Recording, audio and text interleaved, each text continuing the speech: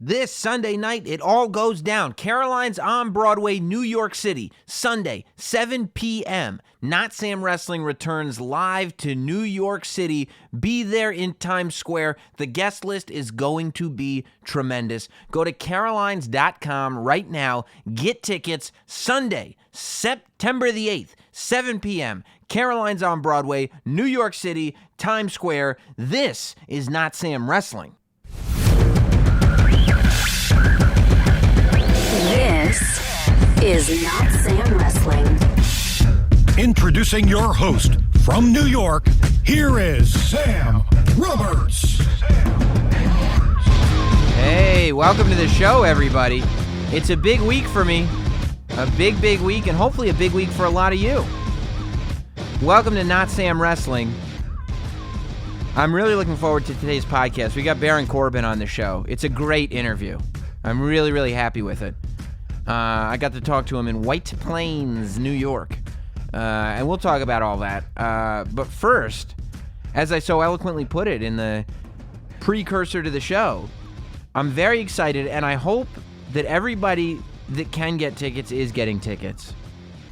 I hope I'm going to see a lot of you guys at Caroline's on Broadway this Sunday. Of course, the 8th of September. 2019, the year of our Lord. 7 p.m. is the start time. Tickets are at carolines.com. I'm trying to keep as much a surprise as possible, just because I think it'll be funner that way. My birthday's on Friday. This show's on Sunday. Monday Night Raw is on Monday in Madison Square Garden. SmackDown at the Garden on Tuesday. It's all happening. And I really want to celebrate all of it. All of it. The only way I know how, and I want to do that with all of you. It's going to be a big, big deal, and I think a lot of you are going to have a lot of fun. So make sure you get those tickets. Carolines.com this Sunday night. It's going to be awesome. I also, let's talk about the podcast a little bit.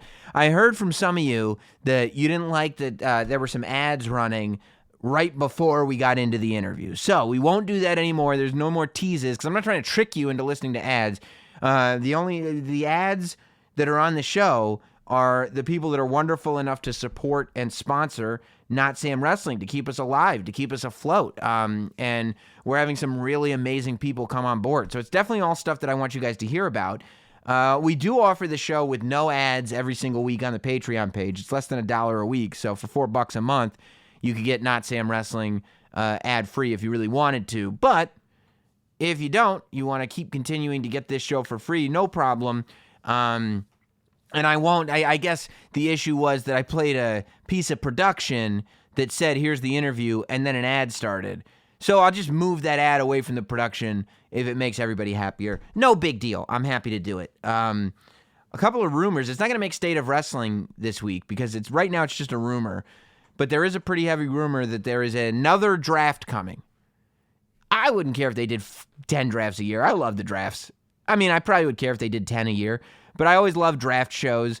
As I think I probably talked about on the podcast, the whole mixing up the roster thing, it felt like it was just kind of a holdover until SmackDown ended up on Fox and Raw ended up on USA, because all the reports have been that the shows are going to be completely separated once that happens. So I would definitely believe that this draft is going to take place. It seems likely.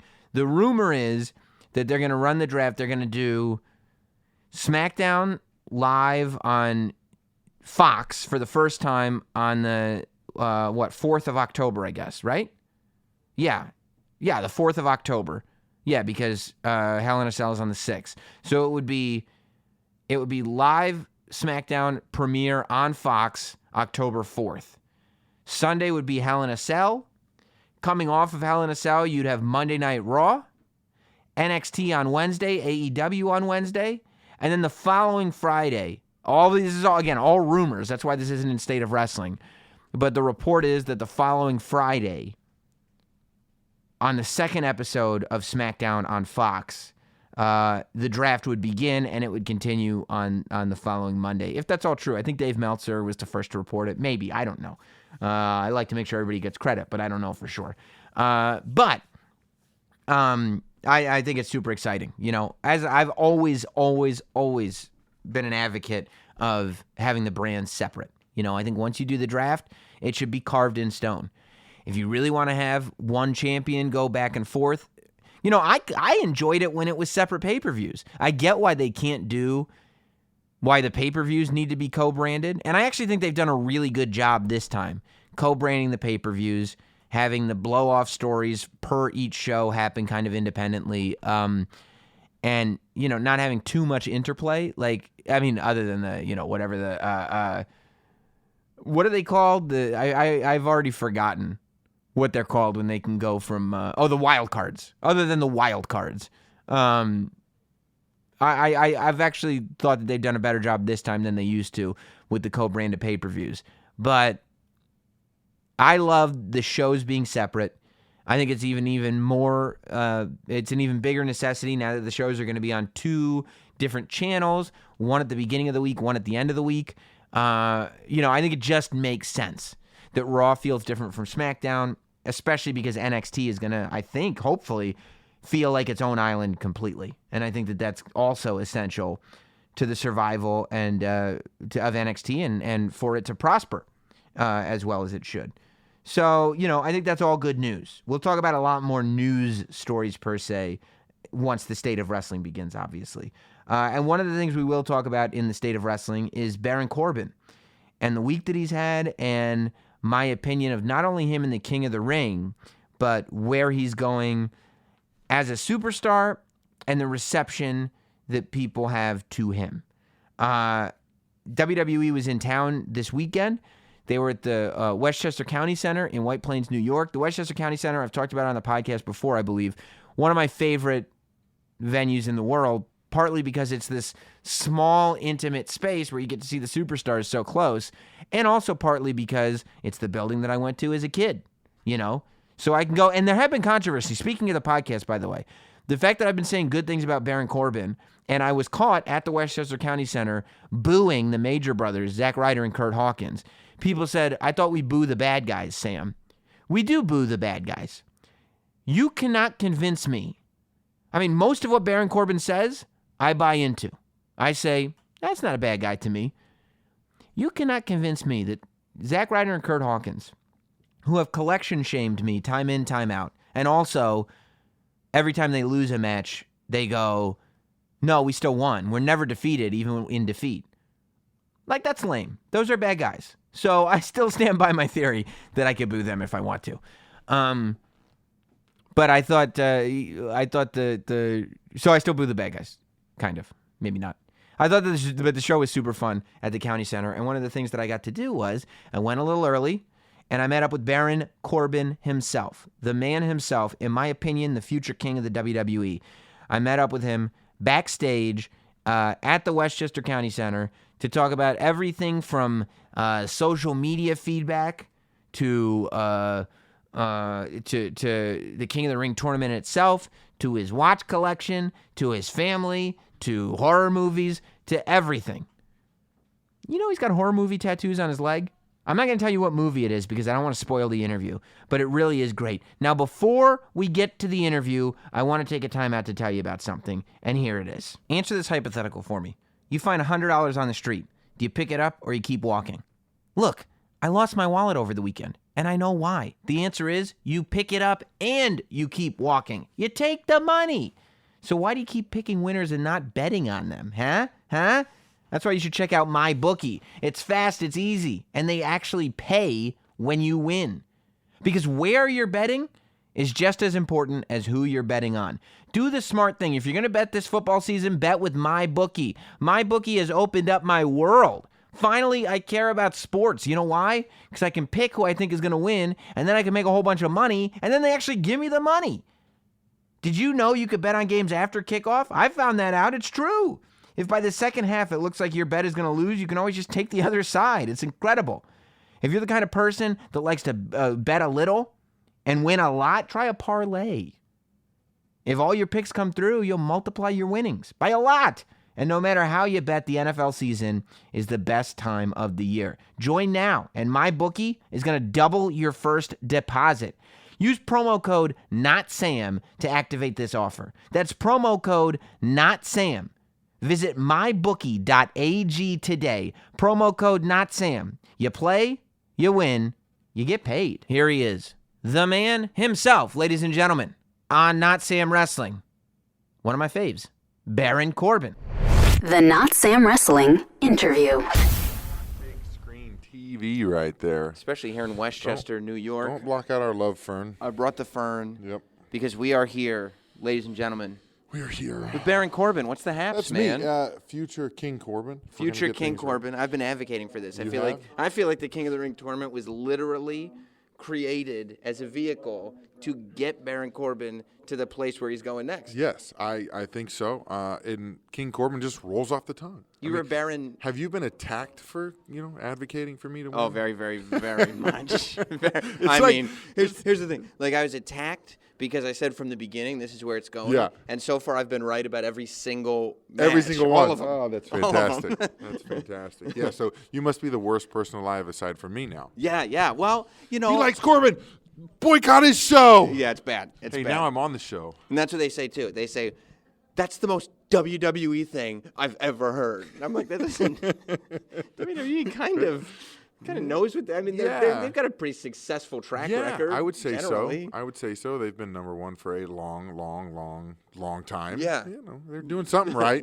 Right. So, I mean, you're a guy who doesn't have, who came in here with experience being a public figure. You'd done professional athletics where Yes. people had opinions about you, but you hadn't done wrestling before this. Were you able to pretty quickly realize that even though you might have your own insecurities because you're learning, that the people who are on the internet telling you suck are not the ones to listen to? Well, they also aren't the ones paying my bills. So from day one, I go, I'm not really going to listen to that guy because if he knew what he was talking about, he might be here. Or, Right. It's funny, too. A lot of people have these opinions, these elaborate thoughts and why things work and don't work. But if your opinion was so good, you'd probably get paid for it. You'd be a famous writer. You would be some sort of influential voice. But they're not. They're on Twitter. They're tweeting, and they have 71 followers, and they get one like, and the other things that happen on their page are all robots or whatever it is. So their opinions never really mattered to me. And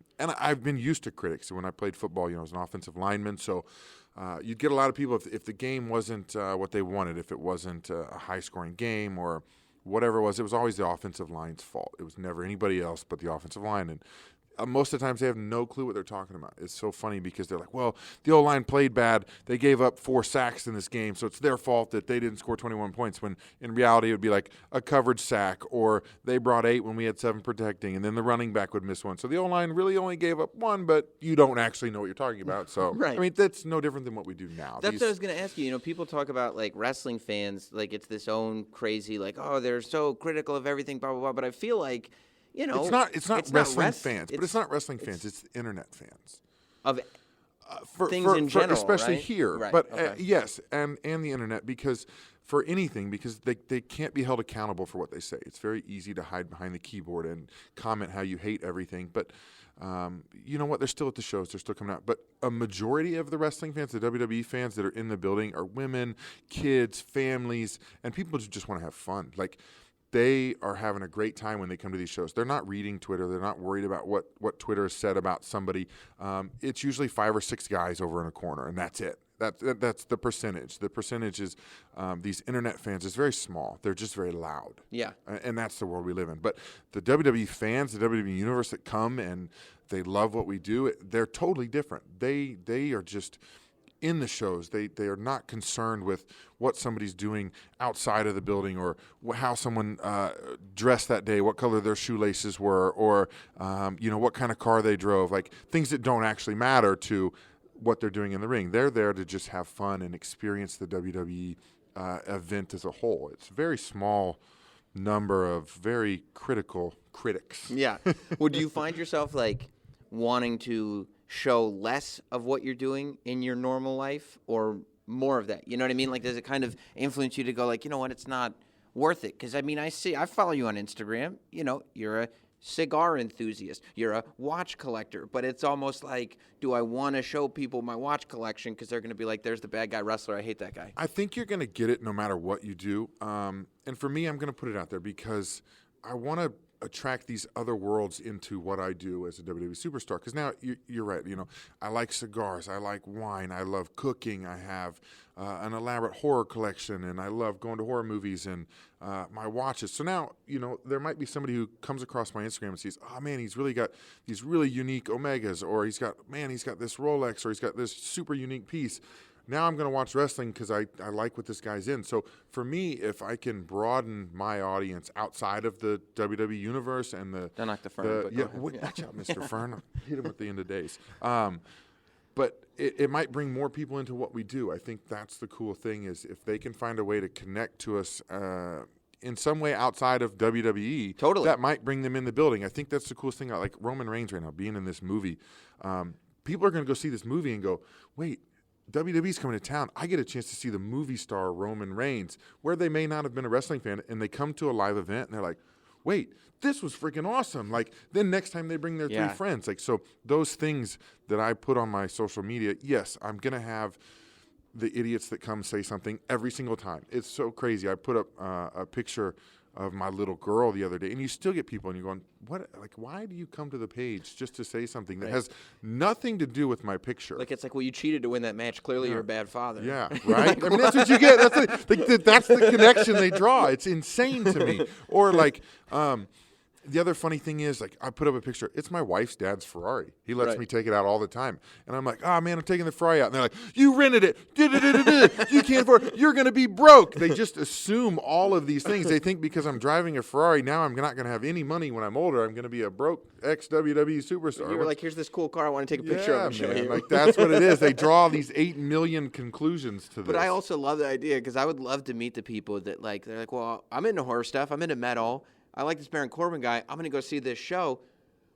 Why are you all booing Baron Corbin? Because they didn't realize. They're not prepared for that. It's so funny. And I tell a lot of my friends that I'm friends with in bands, when they come to a show, like, they'll be good friends. I go, hey, man, the crowd is going to be crazy. They're going to boo me. And they're like, really? Why? And I'm going, that's what I do, man. Like, just join in. And I leave after the show. They're going, dude, I was booing you. I gave you the finger. Like, I don't know what happened. It's so funny. So yeah, I mean, is there any part of you that goes like, because social media, it's just made it such an interesting time, right? That now fans do relate to you on a real life level, where when guys like me were growing up, I wasn't relating to the people I was watching on TV on a real life level because I didn't know anything about it. I didn't know what Bam Bam Bigelow was doing exactly on his off time. Does any part of you go like, well, I want to protect the fact that I've managed in 2019 to be a true villain? The last thing I want to do is come across as relatable. Well, I think you can still be relatable and still be an a-hole. Like, that's just, it's funny because people have been saying that to me since I was a kid. They're like, man, I like the guy, but he's a jerk. Like, you get a lot of, especially in college, I would get in a lot of fights and, I don't really like him, but if something goes down, I want him on my side. Right. So I think a lot of that stuff, I can be a good father and do cool stuff and still be an a-hole. Like, right. I tell people a lot of times when I do interviews, they're like, man, we saw everybody booing you, but you seem like a nice guy. I go, yeah, but if you put some money on the table and say you and I are going to fight over that money, you're going down. And they're like, right. Oh, I get it. Yeah. Like, there's something there. And but social media is a double-edged sword. I think it's great because it does make you relatable, but it also helps people. Like, there are people that I know, like Alexa Bliss's story comes out about the issues she's had or whatever, and people see that and they go, man, I'm going through the same things. Right. She made it successful. So it gives these people this opportunity to see someone who's made it, who maybe is going through the same thing they've gone through. Vice versa with, like, my NFL stuff. If an NFL guy's bummed out, he's like, man, I didn't make it in the NFL. I don't have an option.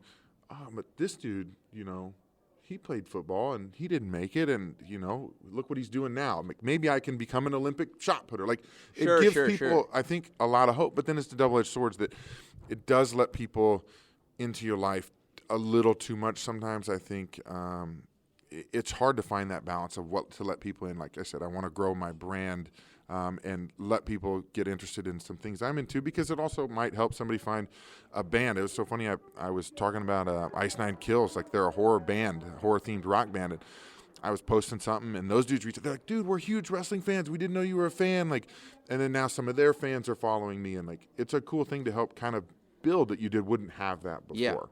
Yeah. Is it wild to you thinking now? I would imagine that, like, when you get to the NFL, right? In your head, you're going, this is what I've been working for my whole life. Like, this is what my legacy is going to be. I'm going to die. I'll have my family, and the public will know me as a football player. And that doesn't work out.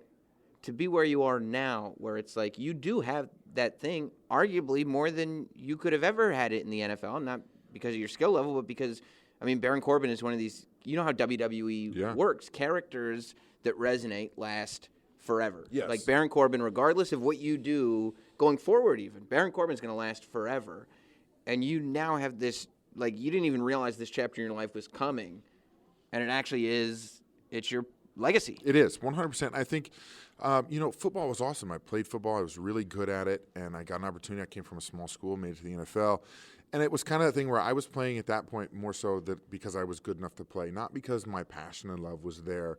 And when it was done, I was like, okay, I'm ready to move on. And, it was so funny because NXT, I was like, I've never watched wrestling. What's wrestling? I didn't know any about this. But I grew up in Kansas City. We had Memorial Hall where Harley Race came through. Like, we had awesome wrestling history. So I was like, man, maybe this is my chance to give this a shot. And it really, I think, sparked something in me because it's a challenge. Like, in football, you're a team and you're trying to win games and it's the Super Bowl and or college national championships, but other people can cost you your successes and whatnot. It's a weird, different kind of thing. And then when you come to WWE, it's all about you. Sometimes guys have tag partners and that helps make you successful. But I think for me, I love it so much here because every day is challenging. Every day is different. There's all kinds of changes that happen, whether it's 1 minute before, 2 weeks before, a year from before. Like, things are always changing, and then there's new goals. Like, when I was the Lone Wolf, I wanted to be world champion, and I didn't get there as that, and I evolved to the constable, and I'm going, okay, this is a new challenge. So then it was acting general manager. This is another new challenge. Like, then when that ended, it was like, okay, now I'm facing Seth for the Universal Championship. Another new challenge. Now this King of the Ring tournament is back, and I'm a part of that. Like, it's this constant excitement for all of the new challenges, as well as disappointments, like the Money in the Bank didn't work out. So how do I get to the next level after that? It's also really interesting that you put it that way because, I mean, you hear a lot of people complaining, one of the WWE kind of complaints is that, well, no matter what I did, it wasn't going to work out for me, and I wasn't able to do what I wanted to do. Yeah, but I mean, coming from team sports, that's a sad story of a lot of people nowadays. If something doesn't work, it's because of somebody else, or nobody wanted them to do it. It's just one of those things. Like, man, if you want to get something and you really go, and people are going to appreciate it. It may take longer than expected. Like, I'd hope to be a world champion by now, but it's taken me 3.5 years, and it'll come. It's just that grind. But a lot of people after 6 months are going to go, well, it's not going to work out for me because I'm not champion yet. Like, it's a grind. Anything worth it is truly a grind. So, it's like that's that kind of thing where you have to not feel sorry for yourself and just keep pushing.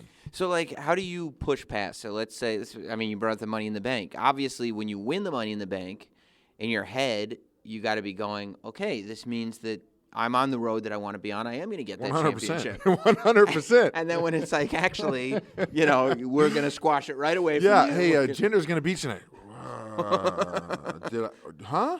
Like, huh? Like, it's one of those things. And then you have to, but I mean, based on your philosophy, you have to be strong enough to be like, okay, I'm just, like, the disappointment's obviously going to just come over you. Yeah. And you've got to be able to push past it. And it's not just the disappointment, too, because then you got to think about the snowball effect of the disappointment, because now all these people that I've been rubbing it in their face that, I got Money in the Bank, I'm a world champion, the internet, ha, ha, ha.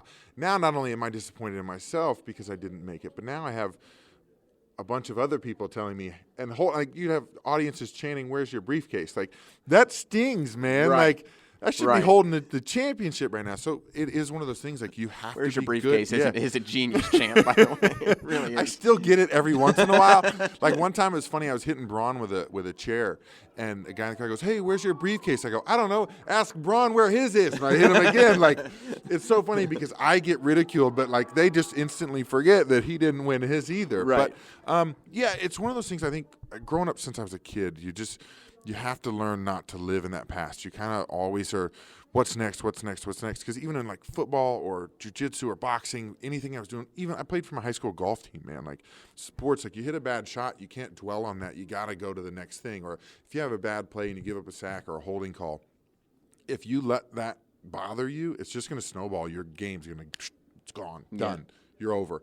So I think I learned very young to always kind of one thing at a time and go, like not to worry about what just happened. And I think that's what makes me successful, like in a sense of not listening to people on the internet. Like they don't affect me. At the end of the day, I'm not losing sleep over these people. You know, I'm living a good life. And so it just, I learned not to let that, or if somebody else gets an opportunity over me, I'm not going to go, oh, man, that guy, it's because this guy likes him more than me. Well, yeah, that's what I was going to ask. Are you the type of person that when something like that happens, do you get paranoid, like, oh, maybe this person that liked me before doesn't like me anymore, or maybe the company's lost faith in me, or maybe this is really it for me? Yeah, I think it crosses everybody's mind, and I think that's a good thing because I think it means you care about what you're doing, but you just can't dwell on it. You can't blame somebody else for that. Like if someone else gets an opportunity you want, I mean, good for them. However they got it, they got it. But whether I cry because they got it because they didn't deserve it or because they earned it, it doesn't affect me. I have to figure out my next route to get to where I want to go. When people talk about the NXT call-ups, you know, there is this kind of like nervousness, right? When they're like, so-and-so's coming up from NXT, and they go, oh, I like him in NXT. I don't want them to misuse him. I don't want them to, they're going to come out and they're going to get jobbed out. Or they're going to, you know, they'll use whatever terms. 100%. And then do you want to be like, guys, I feel like all the people that came from NXT that were successful don't get talked about because people forget that they came from NXT because it's almost like people don't remember that you were an NXT guy because you've made such an impact on the main roster. Like, I honestly think that there are a lot of people who don't remember Ricochet was in NXT. 100%. Aleister Black was in NXT. Shinsuke. You know? Shinsuke. It's Kevin crazy. Owens. Yeah. And all these guys, what's crazy is I think, you know, when people say, I don't want them to come up and get misused. Nobody's going to get misused. They're going to be given opportunities, and they're either going to make them successful or they're not. It's just the way it is. And there's a reason that NXT and Triple H has built such an amazing thing down there because he gets guys ready to come up here. Now, you know, NXT went from developmental system. When I went in, it was FCW, and it was nothing. And Hunter got his hands on it and really built something truly special out of it. And he's taken these guys from developmental to a third brand, which I think is spectacular because we did it. You know, I was part of that movement. You know, when I was wrestling Samoa Joe in front of 16,000 people in Brooklyn, like that was the biggest show NXT had ever had at that point. But he's getting guys ready to come up here, and sometimes people get called up. They may not be absolutely ready or whatever it is, or the situation didn't fit like they thought it would, and it's just going to take time to kind of rebuild or figure it out. And that's on the guys that get called up. When they get called up, it's on them to find success. And Cena's always been a guy who preached that, like, it's on you, it's not on anybody else. So if guys are being misused, if you will, like it's not anybody's fault but their own. They need to figure out a way to find an avenue to get successful, get creative, pitch ideas. And it's hard because you do get lost in the shuffle up here, and there's a lot of guys who I think could do great things given the opportunity, and it's just a matter of fighting and finding that opportunity. How was it for you? You come up to the main roster from NXT, and the first match is not only WrestleMania Battle Royal, you win the thing. Right. So, number one, how are you prepared?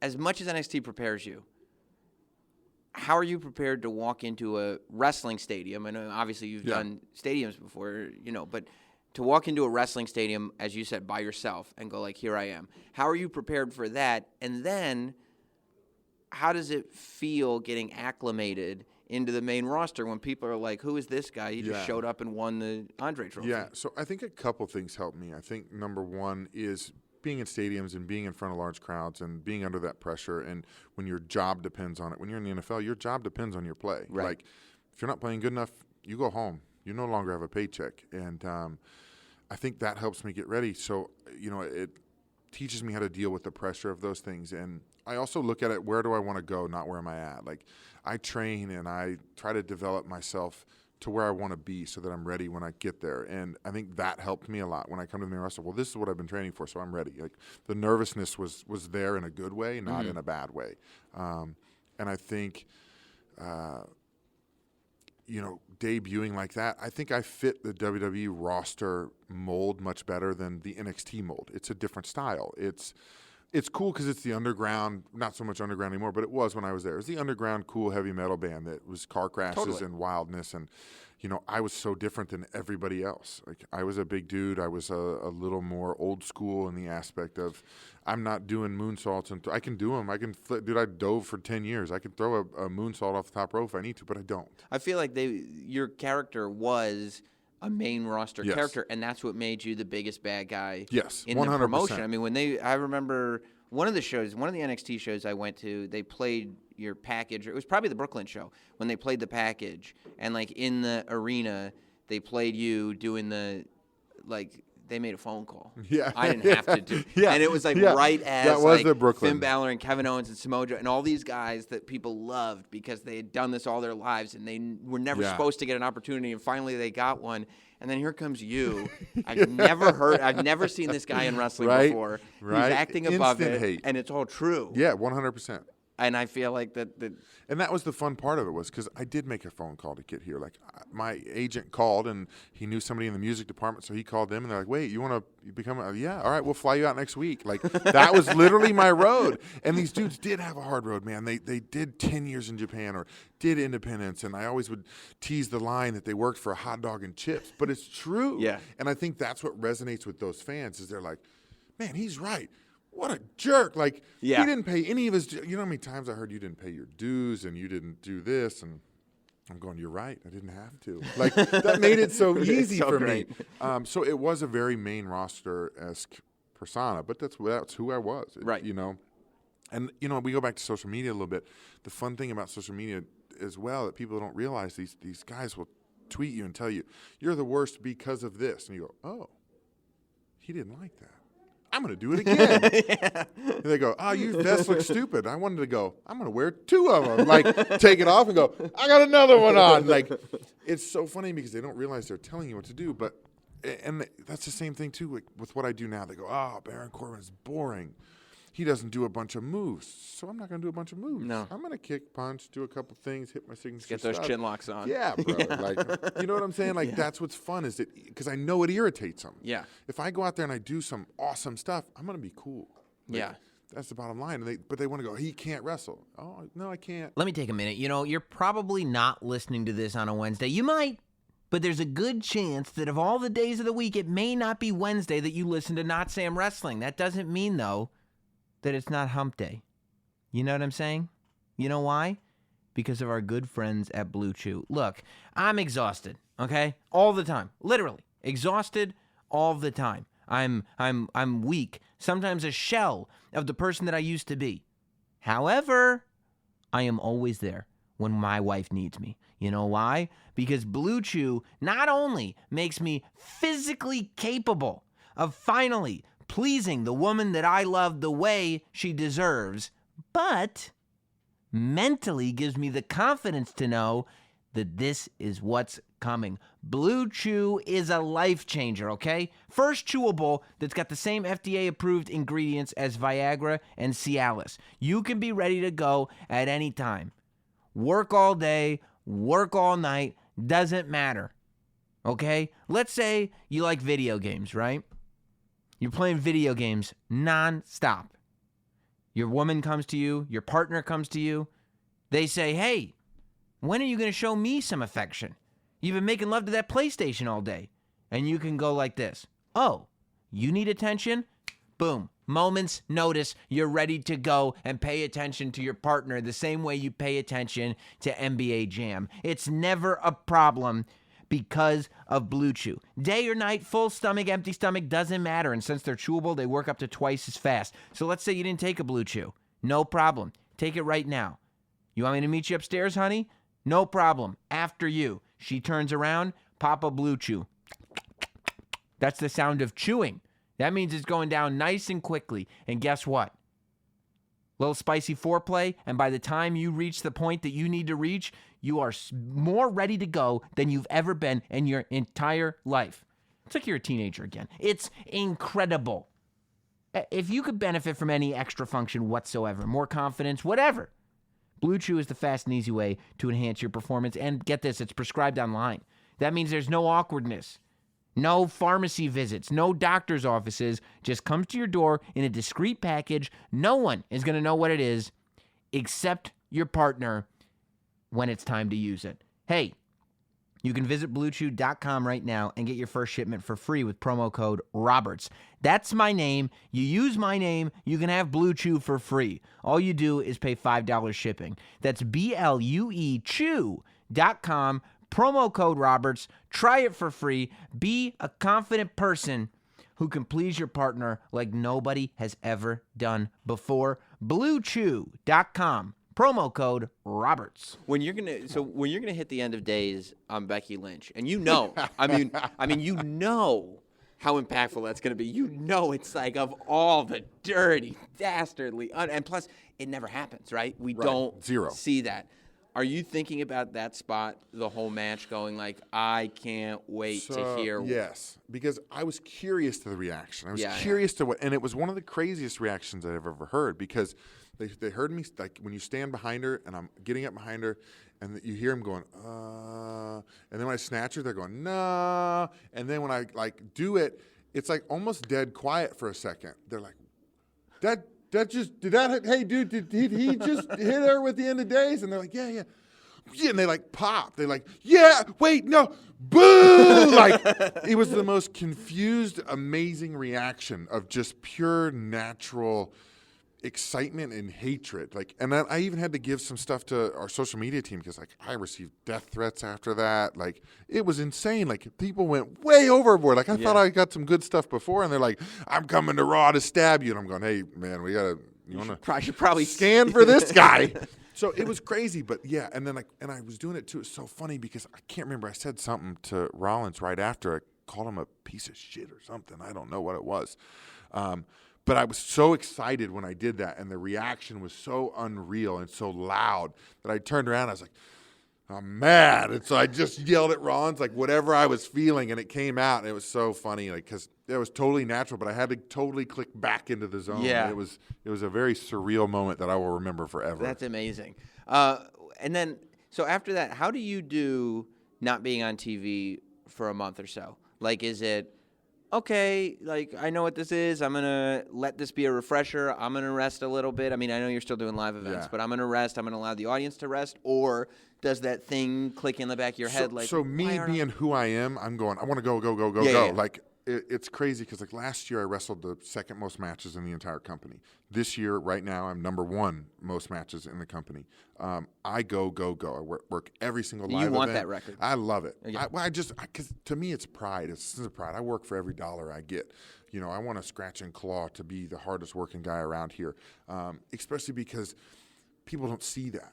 So I appreciate it. Like, you know, all those people are like, oh, you can't do this, he sucks or whatever. They don't realize I'm wrestling more matches than anybody. Mm-hmm. You know, I'm running 30 minutes against Rollins every night in every town we go to, whether there's 2,000 people there or 50,000 people. We are going full bore, and I take a lot of pride in that work ethic that I have. And I don't remember where I was taking that thought process, but it's just something that I'm proud of, is being that way. So then when I come to a month off, like I'm getting antsy. It's like I've had too much caffeine. I'm sitting there going, well, okay, what are we doing? Yeah. Like, whoa, especially because I was pulling 8 sags when I was acting general manager. You see me 8 times a night. So I think it was a good thing to kind of back up there for a month. My program had ended with Rollins, and with that, I think it was good for a break for me a little bit mentally and my body a little bit. Even though I'm still doing live events, like the TV days can be long when you're there at 2 o'clock, 1 o'clock, 12 o'clock, and you're there all day and you're moving and getting ready for segments, and the anxiety and the stress of a TV day is a lot. So it was good for my mind and my body to kind of back up. And I think it was good for the audience to get a little bit of a break too. It was so funny because I would see a lot of comments that are like, that was the best Raw ever because there was no Baron Corbin. But then after 3 weeks, they're like, the same person's like, wait, where's Baron Corbin? Like, get him on the show. Like, so it was good because it's kind of good to be missed a little bit. I think that's the cool thing about King of the Ring is like, it was missed for a little while. So now it feels a little more special. So yeah, people got excited. And as soon as they announced the day I came back, it was like I was never gone. They still hated every bit of me. Which is all you can ask for. But yeah, I mean, I sit back there and I'm antsy and I'm going, hey man, what are we doing? He goes, hey, just relax. Like, we're doing it. How does your family feel about the bad guy stuff? How does your family feel about the hate that you get in response to it? the stuff that you say on TV that deserves the hate. So you get it all response to depends who I'm doing it with. Mm-hmm. So because like my mom loves Dolph Ziggler. When me and him were wrestling, why would you do that to Dolph? Like that was mean. Or you look like a giant baby out there throwing a tantrum. She goes, "Are you 10?" Like so, my mom's funny. But then like I'm like always tell her because my mom like follows my Instagram or whatever. It's a proud mother, and she reads the comments. I'm like, "Mom, stop reading the comments," or she'll see something on the internet. I heard this. Mom, get off the internet. Like, they don't know what they're talking about. They have no clue. Yeah. Don't listen to them. Like, my mom's going, they had to cancel live events because Becky and Seth were on vacation. Mom, stop reading the internet. Like, that's what, like, it's so funny because my mom gets, like, caught up in it. Or, why would they say that about you? Like, she can't comprehend why people are so mean. And it's just funny because I always want to, like, when you get like a 12-year-old kid that says just something horrible, I want to be like, hey, I'm sending this to your dad. They'd be like, what? No! Like, it's so funny. But like, so my mom sees it. My wife just laughs. She gets it. That's awesome. Totally. Or she'll, like, we were sitting on the couch the other night, and I'm going, man, I want to get a better crown. That one didn't fit my head right. Like, if I win, like, I need a great crown. Mm-hmm. And she's like, yeah, you need one with all these diamonds. She goes, you know what you need?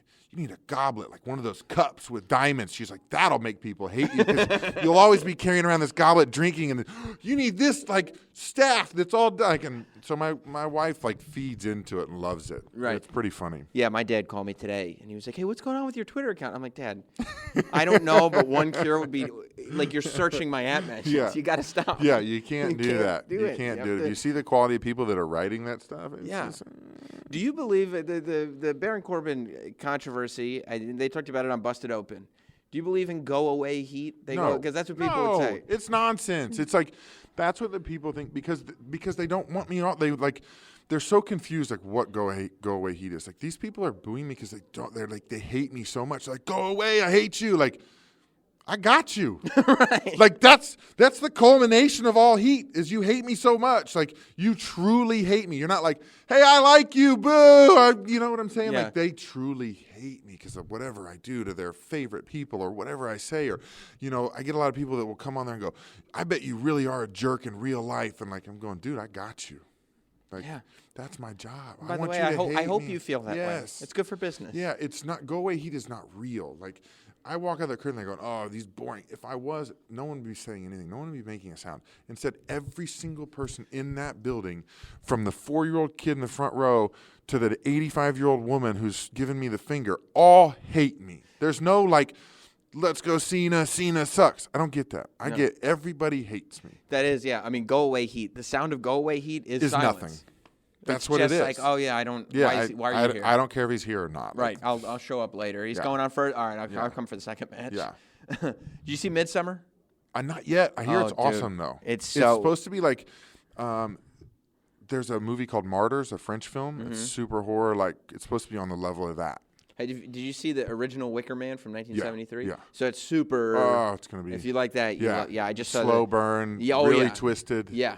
Yes. Yeah, and I just saw the director's cut. They just put the director's cut back in theaters. Yeah. Over the weekend of Midsummer, it's like 3 hours long. So having she'll be 5 months old tomorrow, baby at home, that really cuts into your going to theater time. I know. So I was just having this conversation, and so here's what I do now is like because I got a 2.5-year-old and a 3-month-old. Yeah. Okay. So by 8:30 the house is quiet, and because my wife is there just busting ass, she's asleep by 9. Yeah.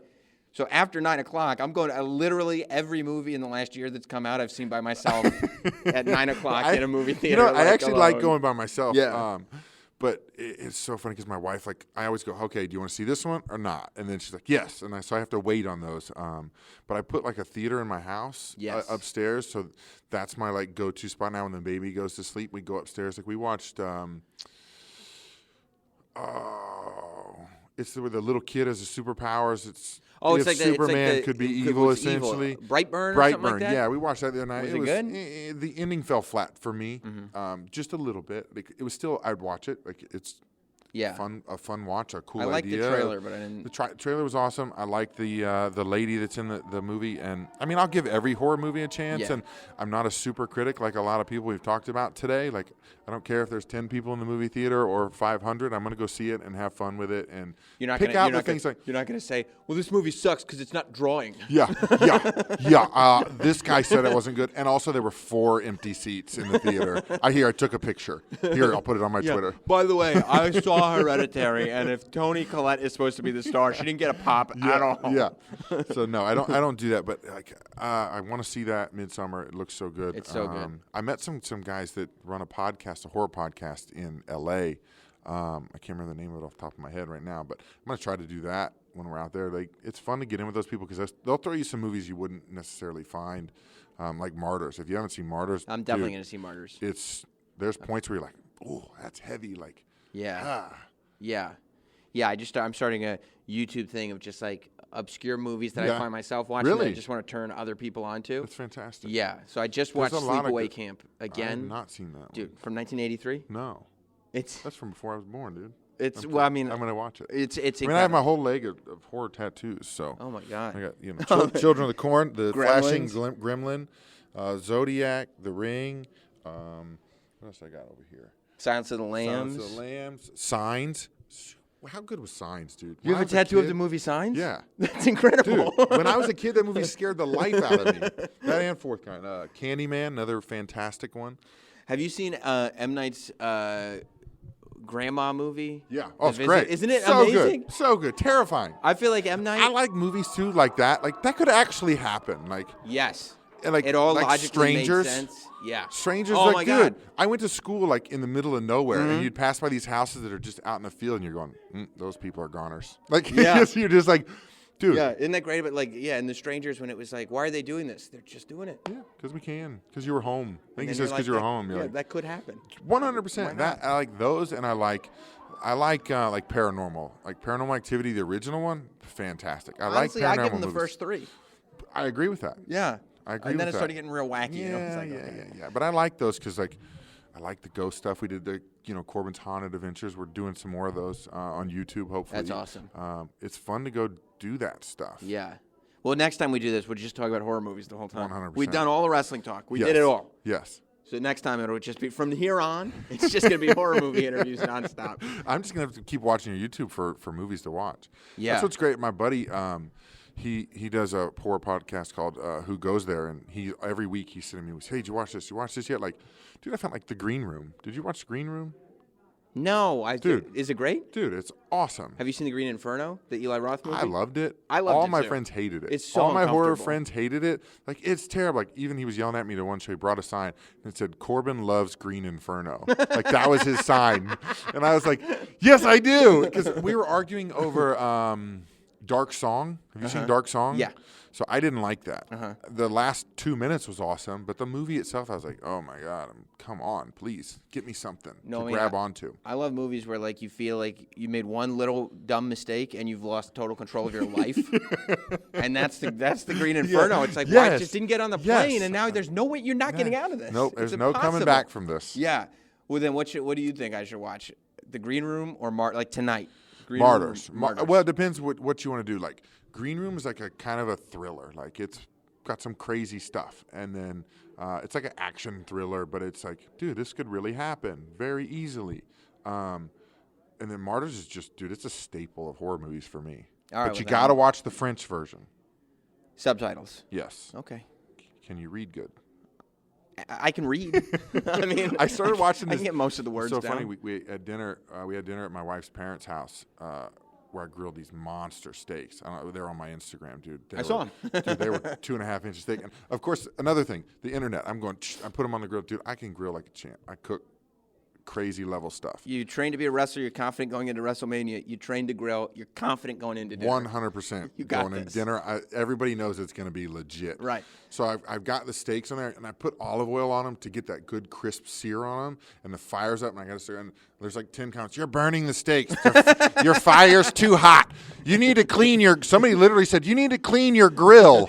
That's when you know you're. That was a comment. I'm at my wife's parents' house, bro. Like, not my grill. That's Still, when you know you're a heel. yeah, right. When it's like literally it's like everything. everything. You can't do anything right. So Congratulations it's so good. on that. Thank you. Congrats, you did Thank it. you, Plant. I hope you've been enjoyed great the fern. today. I've You've tried been to give great. you a homey environment here. We're in Westchester. This is my hometown, the best Chester. Really? Oh, yeah. It's fantastic. There's a great Whole Foods down the road. I Absolutely. picked up some meals there today. White Plains, or as the locals know it, White Stains. White stains. Yeah. You guys got stains? Yeah. I totally went on our cooking rampage and forgot. I was like, the reason we're at my parents, we had watched this Chinese subtitles movie, like the new karate one.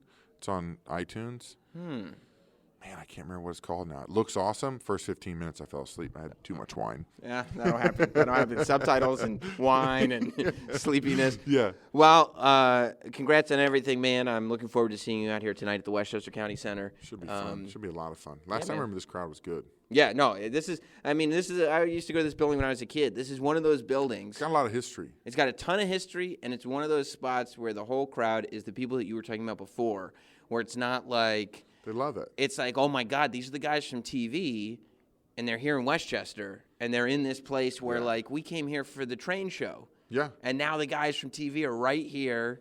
I mean, there's a Braun Strowman Baron Corbin match tonight With chairs, kendo sticks, tables. at the county center. Dude, It's incredible. I love it. If you come to a WWE show to have fun, you will have fun. Amazing. 100%. Amazing. Well, thank you so much, man. Thank you. And thank you, Fern. It's a good friend. Yeah, great Fern. Hey guys, I want to take a quick time out to tell you about something that hopefully, if you need it, may be able to help you. It's called BetterHelp. If there's something that's interfering with your happiness or that's preventing you from achieving your goals, something going on inside you, whether it's anxiety, whether it's depression, whether it's any of these issues that come up that maybe you're not capable of handling by yourself, BetterHelp is there to assess your needs and match you with your own licensed professional therapist. You can start communicating with them in under 24 hours. Look, it's not a crisis line.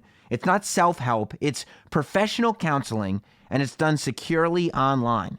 It's tough to jump into this mental health world. You can't just jump in head first. Sometimes you don't know where to go. You don't know if the professionals that you need are going to be in your area. And quite frankly, it can be an uncomfortable experience. Sometimes it's just better to do it in the comfort of your own home. That's where BetterHelp chimes in.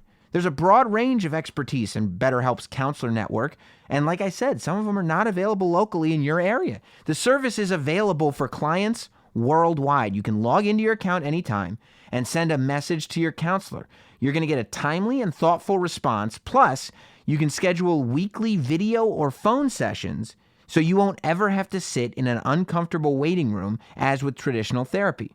BetterHelp is committed to facilitating great therapeutic matches, so they make it easy and free to change counselors if needed. It's more affordable than traditional offline counseling, and they make financial aid available.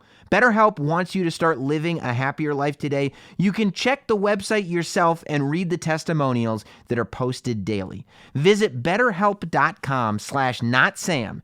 That's BetterHelp. And join over 500,000 people that are taking care of their mental health with the help of an experienced professional. Special offer for listeners to this podcast, Not Sam Wrestling. You're going to get 10% off your first month. Just go to betterhelp.com/notsam. It's now time for this week's State of Wrestling. Yes, it is. Welcome to the State of Wrestling, where we break down the top 5 things that happen in the world of professional wrestling this week, according to yours truly, as you know by now, the last professional broadcaster, me, Sam Roberts.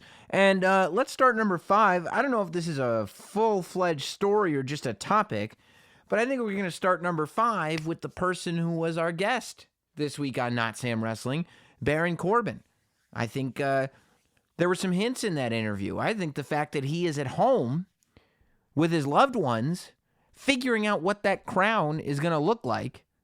And we saw on Raw, by the way, there's a lot of insight in that interview, because if you noticed, if you watched carefully on Monday Night Raw this week and go back, knowing what we know now from that interview, if you go back and you watch that, then you know what you're going to find. He didn't put the crown on this week. When he sat down in that chair, he didn't put the crown on. But he is going home, and he's talking to his wife about what needs to be added to the crown, what needs to be taken off of the crown, how we can make it bigger. Look, I'm not having those conversations with my wife unless I'm as sure as I am that Baron Corbin is going to win the King of the Ring tournament. I stand by it.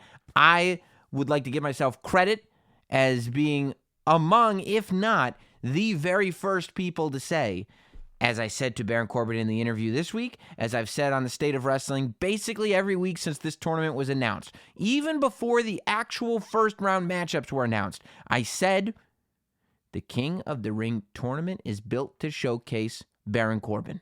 I believe now that we will have a King of the Ring very similar to 1994. Go back, if you will, to 1994's King of the Ring. That is when the King of the Ring finals was then the Rocket, soon to be the King of Hearts, Owen Hart, versus the unexpected good guy, Savio Vega. And the way that was built, it was built to say that, well, Savio Vega, we didn't think that this was going to happen. We didn't think Savio Vega would be here in the finals. So the fact that he's made it all the way to the finals, clearly, this is Savio's moment. Clearly, the WWE has decided he's the guy. I was shocked, by the way, at how many of you guys thought that Andrade was going to win the King of the Ring tournament. I mean, not that he shouldn't. I love Andrade. But based on how he's used in WWE, I didn't think that this was a guy. I think it could have been good, but I just don't see that for him right now. Also, if you thought that he was going to beat Chad Gable at SmackDown, you got to be out of your mind. I mean, do you think they're really going to do Andrade versus Elias? No! It's nuts. So, you have two confirmed. It's one thing if one of them is kind of a tweener, as they called him. But when you have two confirmed villains, how do you get the fans to cheer either Elias or Andrade without it damaging them in a longer-term sense? That wouldn't just last for the match. So, wasn't a shock once Elias won. And it screwed up my brackets because I had Ali versus Andrade. And I thought that would have been good for SmackDown, although it would have been a giveaway because once Corbin won on Raw, which I still think he will, we're not going to have an Andrade-Baron Corbin match for the same reason. But still, I really thought it was going to be Ali versus Andrade. Because Ali, you can believe he'll win because it's an underdog story. And Andrade, a lot of people thought was going to win anyway. But obviously, the triple threat, Baron Corbin, Samoa Joe, Ricochet match is going to happen the night before the SmackDown finals, which is Chad Gable versus Elias. So I was surprised that that's where they went, but I understand. So, I think that Chad Gable, the reason I bring up King of the Ring 94 is because I think Chad Gable will be playing the role of one Savio Vega. I believe Chad Gable will beat Elias next week on SmackDown. And Chad Gable will give us the feeling, oh my God, I think he's going to win. I think he's the guy. Believe it or not, I mean, one of these matches is going to Night of Champions, right? On the Raw side, you've got Baron Corbin or Ricochet or Samoa Joe. On the SmackDown side, you've got Elias or you've got Chad Gable. I think Elias is a red herring. I think Kevin Owens owes him one, as I said earlier. And I think he's going to pay for what he did to the conspicuous by his absence Kevin Owens. And Kevin Owens will probably cost him the match, having Chad Gable win. I believe Baron Corbin will probably pin Ricochet. Thus, Samoa Joe never actually has to get pinned, but is also not the king because, I don't know. I don't know what a King Samoa Joe would even look like. I mean, I know what he would look like. He would look like Samoa Joe, except he would be wearing a crown. But I don't know what that character would represent. So I think Baron Corbin will probably pin Ricochet. And then I think that we will tell this story of, oh my God, I mean, basically tell the story of what Baron Corbin versus Cedric Alexander was, what Baron Corbin and Ricochet, even though Samoa Joe is also in the match, will be. It will also be this Chad Gable versus Baron Corbin story where you're going, they're not really going to give it to Baron Corbin, are they? Chad Gable is the little engine that could. And Baron Corbin will be there to stop the engine and to revel in the boos that are showered down upon him. There are more people now saying that they think Baron Corbin will be the king. I was right there in the very beginning. And, I was thinking a lot about Baron Corbin, especially after the interview. The interview we did was on Sunday of this week. I just interviewed Baron on Sunday. So with that interview in mind, watching him on Raw, watching the feedback that he gets and the feedback that he gets online, as well as the guy that I'm talking to in the interview that aired here this week, I believe that before the year is out, and I tweeted this, and it was met with some people agreeing and some people very adamantly disagreeing. Some people really, really, really didn't think that I was right. However, as time has gone on, I'm usually right, okay? Like, if you watch SmackDown and you saw the Roman Reigns, Daniel Bryan, Eric Rowan story play out, I talked about it on the podcast last week, okay? And this is still how I'm seeing this going. I love that Eric Rowan laid out Daniel Bryan. I think next week on SmackDown we should do an Eric Rowan versus Daniel Bryan match. It should be the passion of the Daniel Bryan. Daniel Bryan should really catch a beatdown. People should start to like the idea of him turning into a good guy with the way Eric Rowan beats him down. Then Daniel Bryan interferes in the match at Night of Champions, causing Roman Reigns to actually lose and Eric Rowan to get the victory. And Daniel Bryan smiles at Roman Reigns, and then after Clash of Champions on SmackDown, Daniel Bryan says it was him all along. It was me, Austin. And he did it for The Rock. Just kidding. I think that we should tell a story that he sacrificed himself for the greater good, that he allowed the pain of Eric Rowan to be inflicted upon him, right? This isn't some like fake beatdown. He allowed Eric Rowan to beat him within an inch of his life because it was that important to get under the skin of Roman Reigns. And that's what he's going to do to Roman Reigns come Hell in a Cell. That's how I see it going. That's how I would do it. But that is to say I'm usually right. And I think I'm right about this. By the end of the year, there will be, and it's growing, the level of Baron Corbin appreciation is growing and growing and growing. That's why I think this, that by the end of this thing, by the end of the year, Baron Corbin, it'll kind of be this more acknowledgement. Whereas for a long time, the internet has been against Baron Corbin. To the point, and I asked him about the go-away heat stuff, but to the point where for a long time, especially in that run with Seth Rollins, I think, and in the Constable run where he was on Raw, many segments per night, a lot of people were just saying he sucks. Right, that he was not good at what he was doing. They were saying he's not a good heel. Even now, I mean, there are people saying that every match that he has that's good, they say it's because of his opponent. Cedric Alexander took him to a good match. Miz took him to a good match. Every match that he's in, the other guy's taking him to a good match somehow. Rollins took him to a good match. Okay. It's a lot of people taking him to good matches every single time that you wouldn't give him any credit for that. But I believe that fans are opening up to Baron Corbin. I believe as the Constable gimmick starts to shed and we don't see the business casual attire anymore, I believe that his bad guy work will start to be very much appreciated by the fans. And I think it'll get to a point where Baron Corbin gets booed, but really people like him. I think that I absolutely think it's going to happen, and I'm putting it on record that I was here first. I knew Baron Corbin was awesome, and you can go back on this podcast.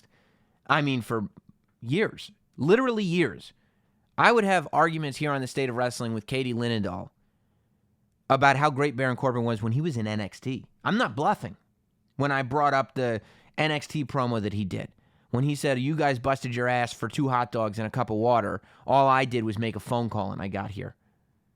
And I remember on this podcast, when that was happening in NXT, I was arguing that Baron Corbin was an amazing bad guy because that story is the antithesis of the romanticized version of what success in NXT is.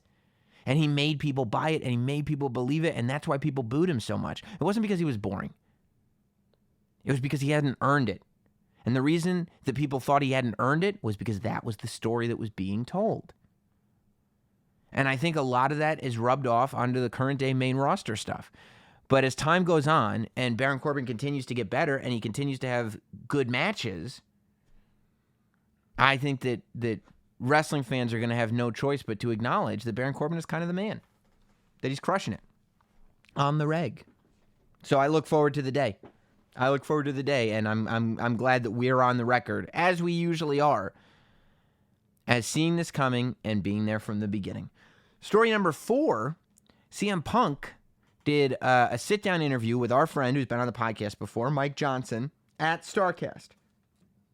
And a lot came out of it, I thought. It was pretty interesting. He had some great stories about The Rock. Stories about the night that The Rock called him from the Staples Center in a WWE ring when they were filming the scenes for Fighting With My Family. That was The Rock's way of getting the CM Punk chance to die down.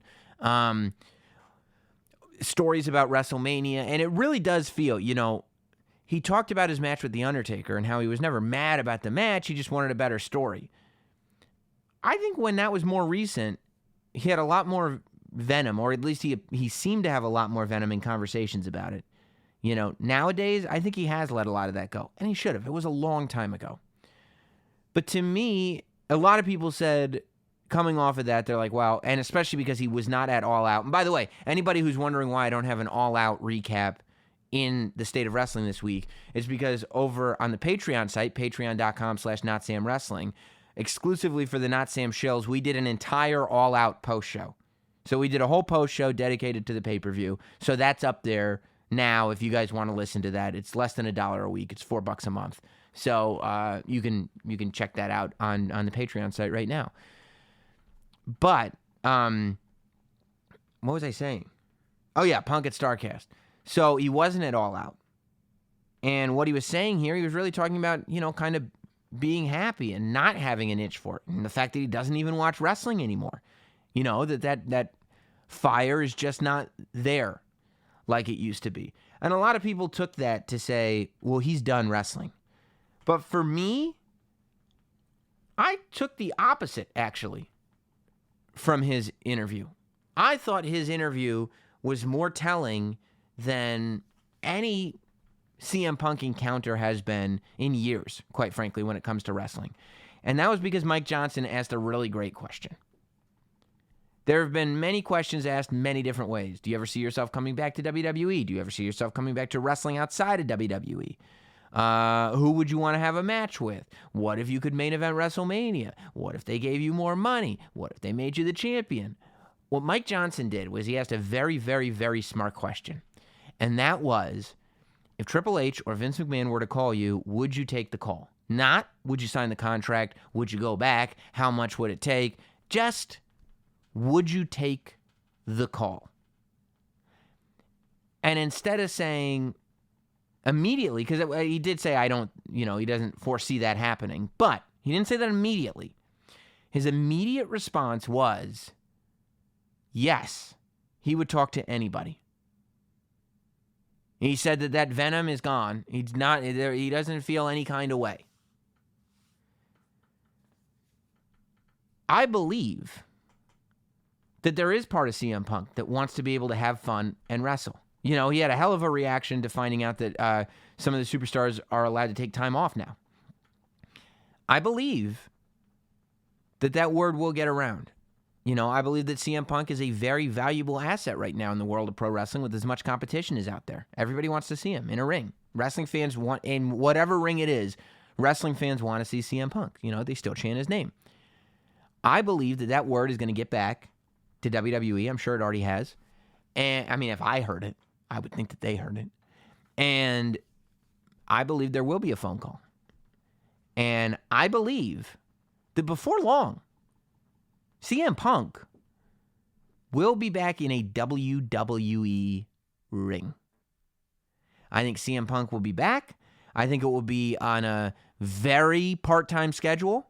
I think it will be on a schedule comparable to Brock Lesnar's, maybe a few more dates, but not too dissimilar from Brock Lesnar's. I think that it will not be something that he has to do full-time. I think he'll have full freedom to explore outside interests and projects, acting and the like, even MMA if he wanted to. But I believe he will be back in WWE under the type of deal where he only wrestles however many times a year, but he doesn't wrestle for anybody else. I think that this would benefit WWE in many ways. Number one, having CM Punk on TV. no matter how seldom, with any kind of regularity whatsoever, just being able to say we have CM Punk on the roster would be huge. It would be tremendous. There's very few people as big as CM Punk right now in our world, in the world of wrestling. There's Steve Austin, there's The Rock, there's Brock Lesnar. Triple H obviously is WWE family. Shawn Michaels isn't going to wrestle anymore. Undertaker is on that list. But CM Punk is on that list. CM Punk is a international star. If CM Punk were to show up in a WWE ring, it would end up in newspapers, not just dirt sheets. And I think he will. I think that phone call will be made, and I think that they will figure out how to make something that's creative, fun, lucrative, and that's a schedule that's not as difficult as the original one. And I can't wait for it. I think it's a good move all around, and it'll stop competition from signing CM Punk at the same time. So, if I'm AEW right now, I am getting as whatever money I can possibly get together to throw at CM Punk for any amount of shows that I can possibly get from him. I think he's that valuable. But I think that at the end of the day, he will be back in WWE in months. I believe. Based solely on the interview, haven't spoken to anybody about it, but based solely on the interview, that's what I took away from it. Hey, sorry for the interruption, but these interruptions are always to make your life better. And this one is really going to make your life better. It's a team management tool. It's called Monday.com. It's going to improve your office workflow, whether you've got an office of 10 or 10,000. It could be just you and Hotdog, like it is for me. Or you could be dealing with thousands of people across the globe. Monday.com makes it easy to track projects and stay productive. You don't need emails and spreadsheets and random files, whiteboards, to-do lists, everything else. Monday.com is going to organize it all in one single place. It's great. It's intuitive. It takes no time to set up. It's flexible, so it can do whatever it is that you need it to do. Look, so much time in the day is spent wasted trying to search through emails and find files and notes, and it's all a nightmare. Monday.com organizes everything in one place, so you're not going to waste time searching for everything. You also waste time trying to figure out who's doing what, why, and where. How is the project done? How much of the project is done? When's the thing going to be finished? Well, with Monday.com, you can easily assign tasks to coworkers, and you can track projects. No more annoying emails to send out. You can check out Monday.com. It's an incredible team management tool. Monday.com, so effective, it's going to put an end to long, boring meetings. No more endless meetings trying to figure out new tactics to stay organized or who's going to be working on what. Monday.com does it all for you. That's why I'm recommending it. Monday.com. And if you go to Monday.com/NotSam, they're going to give you a free 14-day trial simply for listening to Not Sam Wrestling. There's no commitment. You can check out Monday.com and see for yourself how helpful their software is. One more time, that's Monday.com/NotSam for a free 14-day trial, and make sure you use that exact URL, Monday.com/NotSam, because if you're using my URL, Monday.com/NotSam, there's going to be additional savings if you choose to sign up. Get your act together. Stop wasting time. Monday.com/NotSam. Speaking of taking away things, and here's the reason why CM Punk will be able to get back, even though there was so much controversy around him. It's because of what we learned in story number 3, this week's Firefly Funhouse. One of the best parts, this week's Raw was really good. From the end, there were highlights in every hour. Great matches. The King of the Ring matches this week, amazing. Really, really great. I thought Raw was really, really good. And the Firefly Funhouse was no exception. Man, does it only get better. The idea that they took what was said online, the advertisements from the arena that Hell in a Cell is going to be in Sacramento, saying that the Fiend would take on either Braun Strowman or Seth Rollins. They took that and they had the Vince puppet get mad at Bray Wyatt, only for Bray Wyatt to be able to calm down the Vince puppet by shoving $100 bills in its mouth, because he's making so much money for the company, letting the world know, letting the WWE roster know that the Fiend can do whatever he wants because of how much money he's making the WWE. And I mean, I think that's true. You look in the audience, you see tiny little kids, and they're wearing Fiend gloves. You know, the merchandise is selling like crazy. They're selling puppets and T-shirts and gloves and masks of this horror creation. So, I mean, I think it's pretty official. I think we're looking at a Universal title match based on the fact that the Fiend keeps making money. A Universal title match between Seth Rollins or Braun Strowman and the Fiend Bray Wyatt in Hell in a Cell. Now, I think that it's pretty quick for this. You know, I think that the idea of him losing or becoming Universal Champion is a little weird. I also wonder what you do, because for Seth Rollins to lose it already would be quick, since he kind of just won it back from Brock Lesnar at SummerSlam. And the idea of Braun Strowman winning it just to lose it is also weird, because that's not even, you know, that's a transition, you know. But it's one of those things where it's a very compelling match, because you go in going, I can't believe that the Fiend is going to be the Universal Champion, but I also don't see how he would lose already, which is why it's already interesting. And look, at the end of the day, I'm sitting here skeptical of it, but tell me one misstep on the Fiend character. One misstep. There haven't been any. There is no reason to not go into every segment right now involving Bray Wyatt as a pure optimist, because it has never failed. It could have failed during his entrance at SummerSlam, could have failed in the match, could have failed when he introduced the Mandible Claw as his finisher, could have failed when he finally showed up in the ring for the first time. Could have failed many times and hasn't. So there's no reason for me to think this is going to fail. If anything, I'm optimistic. I'm going, look, I don't know what's going to happen here. And that's a great feeling to have when you're a wrestling fan. But I'll tell you this. I'm skeptical in the truest definition of the word skeptical. I'm pondering this. I don't know what's going to happen. But I'm not sitting here saying this is a bad idea. I'm not sitting here saying I don't want this to happen. Now, I want to see where this goes. Now, it goes back to my point last week, where I would really like to see the Fiend lay out Steve Austin on Raw on Monday, going into Clash of Champions. So between now and October Hell in a Cell, we are really building up the Fiend as a true main event player, because he doesn't appear to have any matches at Clash of Champions. But, you know, this is as big as it gets for Bray Wyatt. Now, the only thing to be weary of is he's had big matches before, but like he lost to John Cena, he lost to The Undertaker, and those are big WrestleMania matches. Those are big moments for him, but he never really recovered from it, especially the John Cena loss. You know, that John Cena loss, you were like chugging along and thinking like Bray Wyatt is the second coming. Bray Wyatt is the next main dude. And then once he lost to Cena, it was like, okay, he's fallible. You know, he's beatable. He's not as scary. Once he gets beaten, he's less scary. If you're looking at a guy in a scary mask and you know you could beat him up, not that scary. If you're looking at a guy in a Halloween mask and you find him to be unpredictable and unbeatable, that's pretty scary. You know, what if I told you that the Fiend would win the Universal Championship at Hell in a Cell and then go on to Survivor Series to defend against Brock Lesnar? Would you sit there and say that's ridiculous? Brock Lesnar is going to cream the Fiend? I don't think you could. There's a lot of potential and possibilities here.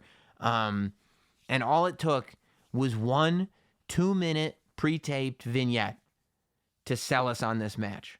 A match that is the next match. Not only does it sell us on the Hell in a Cell match, but it actually increases my interest even more so in the Clash of Champions match, knowing, okay, it's Braun Strowman versus Seth Rollins. I'm already interested in both characters. Okay, they're the tag team champions, so I'm interested in the fact that they've got that dynamic. And now, to know that the Fiend is looming somewhere, and either way, I'm good. I would love to see Seth Rollins versus the Fiend. And based on the Braun Strowman interview a couple weeks ago, where he was talking about how Bray Wyatt is his guy, to see that match happen for the main event of a Hell in a Cell pay-per-view for the Universal Championship would be amazing. So, like I said, a lot of positive can come from this. I'm skeptical. I don't know what this looks like, but that's okay. I'm not writing the show. I'm here to spectate. I'm here to watch. So if I don't know, I'm happy. Story number 2, I know. I'm still happy. That's Bayley turning heel. Raw ended in a cliffhanger, which you absolutely have to love.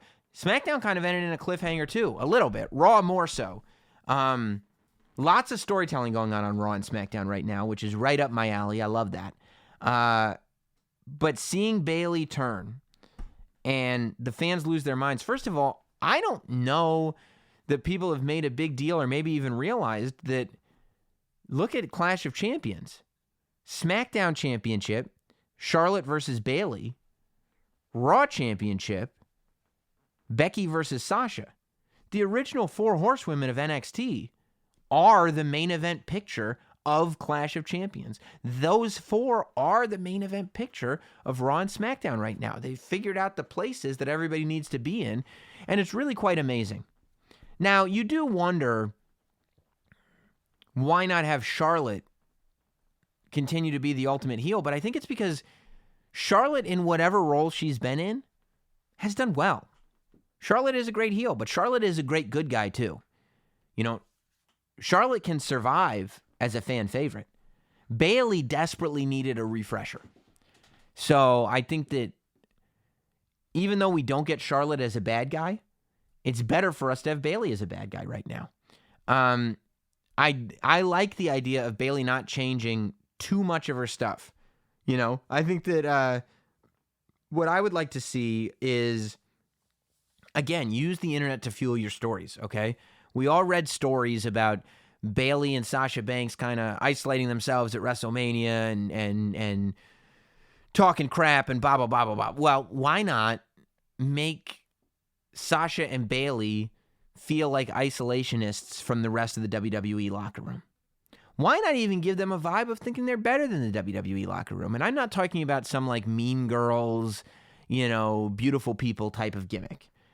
I'm talking more about just Sasha and Bayley being above it. Sasha and Bayley not even associating with the other women or men on the roster. You know that feeling where it's like, no, we'll just be off to ourselves. We don't know what you guys are doing. We don't want any part of what you guys are doing. Not picking on anybody, just being like, no, okay, we're Bayley and Sasha. We're not going to hang out with you guys. Like they're off doing their own thing, sitting in their own section of the bus, just not associating with anybody else and kind of giggling about other people. Like, what if they walk by and Ember Moon was there going, hey, Bayley, hey, Sasha, and they just kind of look at each other and giggle and keep walking. Just little stuff like that. I like the idea of Bayley not feeling like she turned heel. I like the idea of Bayley saying, what are you talking about? Sasha's been my friend this whole time. Why would I turn on Sasha? Like, it started feeling more like you guys turned on me. I didn't turn on you. Keep the wacky wobblers. Keep the purple and the hugger and all this stuff. You know what I mean? Keep all that alive. Keep the theme music the same. But just have this feeling where Bayley's a little bit more aggressive, which she has been, and add a little more of she thinks she's better than people. And I think you're onto something there. But I really, really, really enjoyed the turn. You could hear the reaction, that like the gasp and the cheer. And the cheer was half because we wanted something refreshing for Bayley, but it's also because we didn't necessarily see it coming, right? It's something that we were like, oh, it'd be cool if. But I didn't think that was going to happen right there. And when it did, and then Bayley looks at Sasha and she's got that smirk, I just thought the whole thing was great. I thought it was really good, and I'm interested to see where it's all going. I think that this sort of intertwined rivalry between all 4 is going to keep moving past Clash of Champions, which I think is great. I think it's really, really cool. I'm very interested in seeing where Sasha and Bayley are. But I think their sort of vibe that Sasha has gotten stuck with on the internet more than Bayley, of complaining and being unhappy and resentful and whatever it is, whatever stereotypes you have in your mind of Sasha Banks, I think they should play into that for both people, and really give the fans something to boo them for. Story number 1 is my favorite thing that's happened on wrestling Twitter in a long time. Over the weekend, my wallet, I was putting my kid in my car. I put my wallet on the roof of the car, and then I drove to Dunkin' Donuts, and then my wallet fell off the car somewhere, and it's gone forever. I had to get new credit cards, replacement driver's license, the whole thing. It's a real turkey. It's a real pain. And I felt stupid. But I felt much better when I read what went down yesterday. Now, as of this taping, I can only give to you what we know. And that's that apparently Chris Jericho, on his way to a Longhorns steakhouse, and you heard Corey Graves on commentary on SmackDown this week. He said all Drake Maverick has to do now is jump in a limo and head to a chain restaurant. Apparently, here's the story as I know it, or as I've heard it, as I've read it on police reports and whatnot. Chris Jericho gets off the plane. He's in the airport. He gets his luggage. He gets in a limo. He has his AEW championship with him. He tells the limo, take me to Longhorns Steakhouse on the double. He realizes he grabbed the wrong bag. That's not his luggage. He gets to Longhorns. He says, I'm going to get me a steak. You bring this luggage back to the airport and trade it out for my original bag. Limo driver says, okay. Chris Jericho gets out of the car, apparently leaving the AEW championship title. Everybody's been saying belt over and over again. Really a shame. AEW championship title in the car. Limo driver takes it back to the airport, replaces the bag, gets Jericho's bag, drives back to Longhorns. Jericho gets in the limo. The title is gone. It's gone. And a police report is filed, the whole thing. So at first, rumblings start coming of this online. And I'm going, no way. And then people start posting the actual police report. And there are people who still think it's a work even after the police report in Tallahassee, I believe. And no wrestling organization is falsifying a police report for an angle that will play itself out on TV that doesn't air for a month. I mean, maybe if they falsified a police report 2 days before they went live on TNT. But a month before they go live, they're not falsifying police reports just to get a little buzz. So I believe that it happened. I saw the police reports. Jericho makes a video. Cody tweets something out. Jericho makes a brilliant video about it where he's talking about getting the bubbly out. He's got his scarf on in the pool. It's like sitting there and getting wet. He's in full Jericho persona. The video is brilliant. It's great. And he's saying that, someone dastardly stole his championship. Now, people looked at that and said, oh, okay, so this is a storyline. And I looked at that as something different. I think that they were like, okay, we filed a police report. The police are on it. Maybe they kind of knew what happened and they knew what the police would find, whatever. But I think they said, look, this story is completely viral. Mainstream news has picked it up. Everybody's talking about it. It's Longhorns is trending on Twitter. I think the best we can do is play into it. And if we never find the title, we can show up on TV in a month and have it play out on television for us. It's just a great story. And I think AEW and Chris Jericho were super smart to play into it as much as they did. Today, as of this taping, the Tallahassee Police Department posted a photo with one of the officers holding the AEW championship and saying, we have something that belongs to you, Ayatollah of Rock and Rolla, Chris Jericho. I don't know if they actually called him the Ayatollah of Rock and Rolla, but they said we have something that belongs to you. So they apparently have found the title. I'd love to know who took it, or if it was just misplaced, or maybe if Chris Jericho just left it in a booth at Longhorns. Who knows? I'm assuming at some point we'll hear the whole story. If I know Cody Rhodes like I think I know Cody Rhodes, at some point he'll do an interview where he explains the whole story. But the jokes and the memes that were just pouring through Twitter were just incredible. I saw Zack Ryder retweeted one of my tweets about my tweet about losing my wallet, but wrestling Twitter has made me feel better. And he wrote, "You deserve it," because I think he thought that the focus of the tweet was my wallet. But the focus of the tweet was the fact that I feel better. And that was a little underhanded acknowledgement, tip of the hat, if you will, to the shenanigans that were going on at the time. So funny, I've heard that AEW has a second title. I'm sure they do anyway. Like, it would have been replaced. Like, it's not like this can't happen. This is going to destroy the promotion. It's just a little silly. It's a little embarrassing. It's a little dumb. And, it's something that'll follow Chris Jericho. But I think Jericho will tell the whole story eventually. I think Cody will tell the whole story eventually. I guess it's funny. And those guys at the end of the day know funny. And this whole thing was freaking hilarious. I absolutely loved it. Hey, don't forget to come out to Caroline's on Sunday. That's September 8th. This coming Sunday, 7 p.m. Go to carolines.com for tickets. I will be there. The guest lineup is going to be so great. You won't want to miss it. If you're in the New York area the night before Raw comes to Madison Square Garden, come out to Times Square. Caroline's on Broadway. Be a part of all the magic. You will never forget this live show. I'm so excited to do it and meet so many of you. That's my birthday weekend, okay? I'm celebrating with you guys. Come out and see me. It's going to be awesome. We will see you then, and then I'll see you again next Thursday. Thanks, everybody. Goodbye. Thanks for listening. Follow at Notsam on Twitter, Instagram, Facebook, and YouTube. Rate, review, and subscribe. This has been Notsam Wrestling.